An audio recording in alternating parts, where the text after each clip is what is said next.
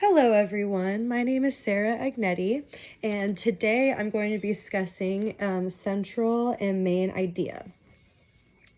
First, we are going to talk about what is a central idea. A central idea is the central and unifying element of the speech, and it ties all the elements together in order to get the speaker's message across to the audience. It is the unifying element of the text, it is the main impression one gets after reading. It can be written in one sentence. It's different from a theme. Central idea can be in fiction and in nonfiction text, and often found in the first sentence of the text or of the speech. And some examples of central idea that I found was that the central idea of the classic book To Kill a Mockingbird is that racism and prejudice can blind people from the truth. And that is different than like themes, which are usually like one word, and some of the themes of To Kill a Mockingbird are like justice, prejudice, racism, but the central idea is that racism and prejudice can blind people from the truth. Another example would be in Martin Luther King's speech, I Had a Dream. The central idea was that was the importance of everyone, regardless of what race they were, to be treated equally. Now that we've covered what is a central idea, what is a main idea or a main point? The main idea essentially is the message of the text. This is the key information that the author wants you, the audience, to gather from the text. This is not a summary of the text. You also use the main idea when writing. You have your main idea, and then in the body of the essay or in a speech, you explain your supporting details of the main idea. Some examples of main idea or main points that I found on landmarkoutreach.org was 2 paragraphs, and we're going to discuss the paragraph, the topic, and what the main idea of that paragraph was.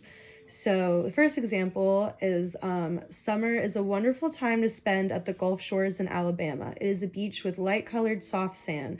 The coastline goes on for a long way, and many people enjoy walking along it. Children like to play in the surf and walk along the rocks that are visible at low tide. This is a fun beach for people of all ages. So the topic is the Gulf Shores, but the main idea, what the writer is saying about the topic, is that the summer is a wonderful time at the Gulf Shores. Another example is that the movie Apollo 13 was a blockbuster for the summer of 1995. It is an exciting story about space exploration. In this movie, the astronauts get in trouble while they are trying to return to Earth. People in the audience are on the edge of their seats waiting to see what happens. What makes it even more exciting is that this is a true story. In this paragraph, the topic obviously is the movie Apollo 13, but the main idea is in the first sentence, is that Apollo 13 was a blockbuster movie of the summer of 1995.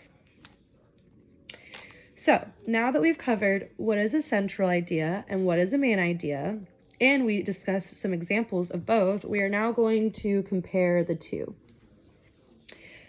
Central and main idea are similar in some ways. They both tell the audience what are the key components of a text or a speech.